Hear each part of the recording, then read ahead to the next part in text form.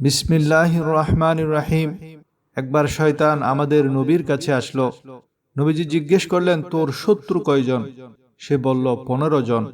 নবীজি বললেন, তারা কারা? শয়তান বলল, তারা হলো, প্রিয় নাজরিন, অভাব অনটন কি আপনার পিছু ছাড়ছে না? অসুস্থতা কি আপনার ঘরের সুখ কেড়ে নিয়েছে?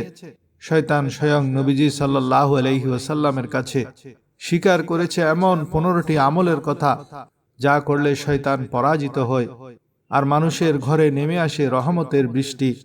আজ আমি আপনাদের সেই 15টি মহামূল্যবান গুপ্তধন এবং মাত্র 3 দিনের একটি বিশেষ ওজিফা সম্পর্কে জানাবো, যা আপনাদের তকদির বদলে দেবে ইনশাআল্লাহ।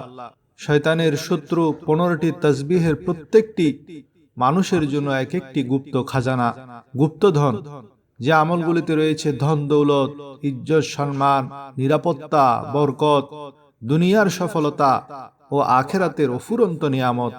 সম্মানিত দর্শক, আজ যে আমল আমি আপনাদের খেদমতে পেশ করতে যাচ্ছি, এই আমলের 3টি সবচেয়ে বড় ফায়দা রয়েছে।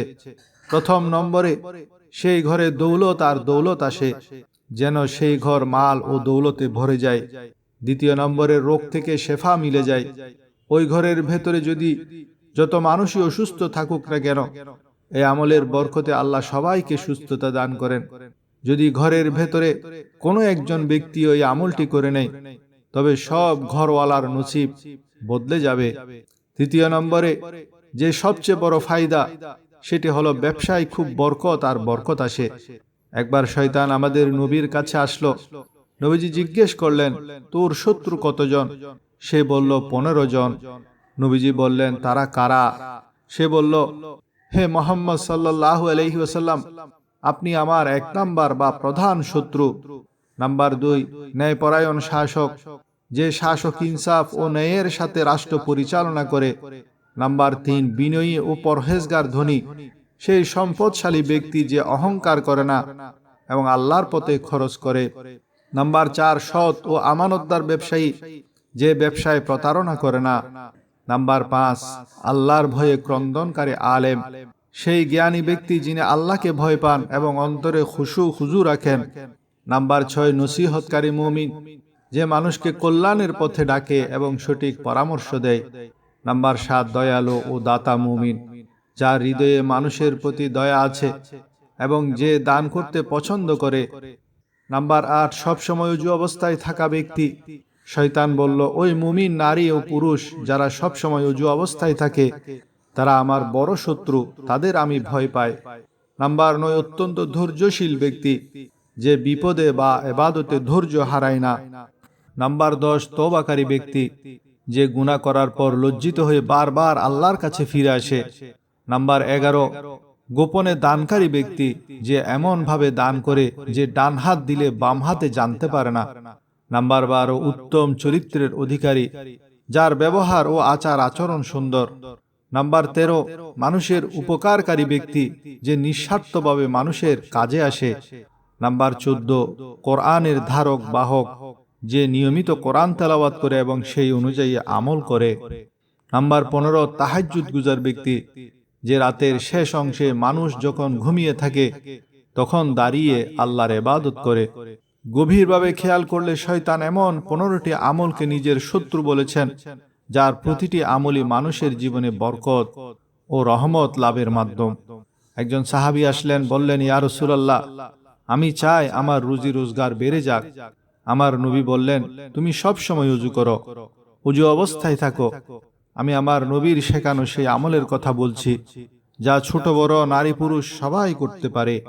আমার নবীর সহজ আমল ধরুন, সব সময় উজু অবস্থায় থাকুন, রিজিক বাড়বে।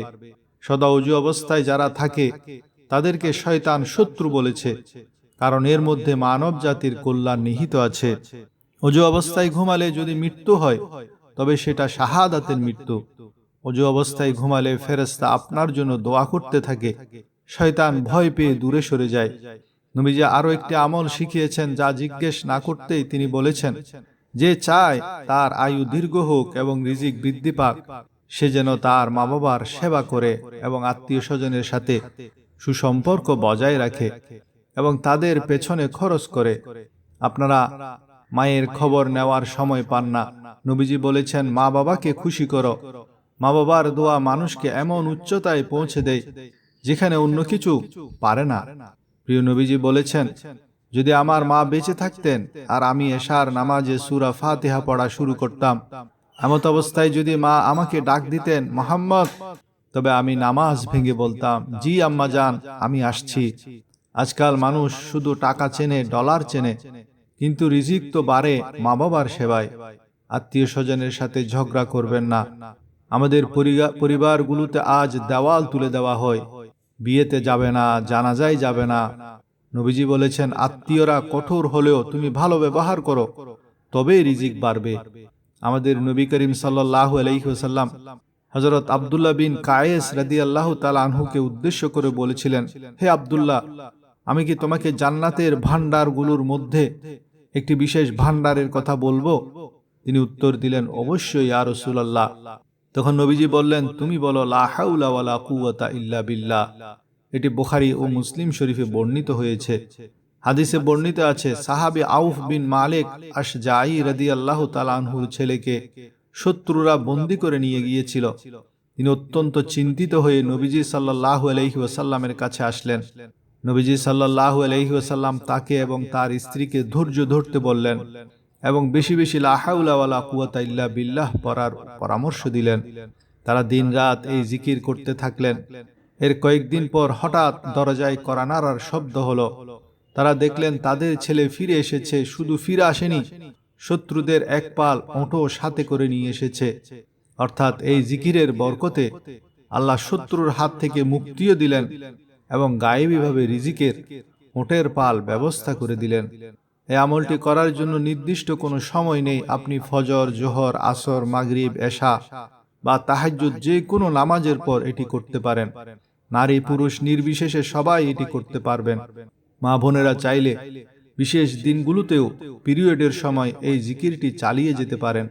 প্রথমে আউযুবিল্লাহ এবং বিসমিল্লাহ পরে দরুদ ইব্রাহিমি 7 বার পাঠ করুন। যদি এটি মুখস্থ না থাকে তবে অন্তত সাল্লাল্লাহু আলাইহি ওয়া আলিহি ওয়াসাল্লাম পাঠ করুন। এরপর কোরআনের সবচেয়ে ছোট সূরা সূরা আল কাউসার আপনার বুকের উপর হাত রেখে মোট 21 বার পাঠ করুন। পড়ার সময় আপনার মনের নেক উদ্দেশ্য বা সমস্যার কথা স্মরণ রাখুন। পূর্ণ বিশ্বাস রাখুন যে আল্লাহ কষ্টের পর অবশ্যই স্বস্তি দেবেন। একই স্থানে বসে জায়গা না বদলিয়ে 100 বার পাঠ করুন, লা হাওলা ওয়ালা কুওয়াতা ইল্লা বিল্লাহিল আলিয়্যিল আযীম। হাদিস অনুযায়ী যে ব্যক্তি সব সময় ইস্তেগফার এবং এই জিকির করে, আল্লাহ তার সব মুশকিল আসান করে দেন, সব দুঃখ দূর করেন এবং এমন জায়গা থেকে রিজিক দান করেন যা সে কল্পনাও করতে পারে না। নবী করিম সাল্লাল্লাহু আলাইহি ওয়াসাল্লাম বলেছেন, যে ব্যক্তি লা হাওলা ওয়ালা কুওয়াতা ইল্লা বিল্লাহ পড়বে, এটি তার 99টি রোগের ওষুধ হিসেবে কাজ করবে, যার মধ্যে সবচেয়ে ছোট রোগ হলো চিন্তা বা দুশ্চিন্তা। অর্থাৎ এটি মানসিক প্রশান্তির মহৌষধ। বন্ধুরা, আমরা তো দুনিয়ার সামান্য লাভের জন্য কত মানুষের দ্বারে দ্বারে ঘুরি, কিন্তু আজ যে আমলের কথা বললাম তা সরাসরি জান্নাতের রাজভাণ্ডারের চাবি। শয়তান আপনাকে এই আমল থেকে দূরে রাখতে চাইবে, আপনাকে অলস করে দিবে, কিন্তু আপনি হার মানবেন না। আজ থেকেই কি পকেট ভর্তি রিজিক আর রোগমুক্ত জীবনের এই আমলটি শুরু করবেন না? মনে রাখবেন, আল্লাহ তাআলা আপনার বিশ্বাসের সমান ফল দেবেন। কমেন্ট বক্সে অন্তত একবার সুবহানাল্লাহ বা লা হাওলা ওয়ালা কুওয়াতা ইল্লা বিল্লাহ লিখুন, যাতে এই ভালো কাজের দাওয়াত আরো মানুষের কাছে পৌঁছে যায়। হতে পারে আপনার একটি শেয়ার বা একটি কমেন্টের কারণে অন্য কেউ আমলটি শিখল, আর তার বদলে আল্লাহ আপনার জীবনের সব কঠিন পথ সহজ করে দিলেন। আল্লাহ আমাদের সবাইকে আমল করার তৌফিক দান করুন, আমিন। আপনার জীবনের সবচেয়ে বড় সমস্যাটি কি? কমেন্টে জানান, আমরা একে অপরের জন্য বিশেষ দোয়া করতে পারবো।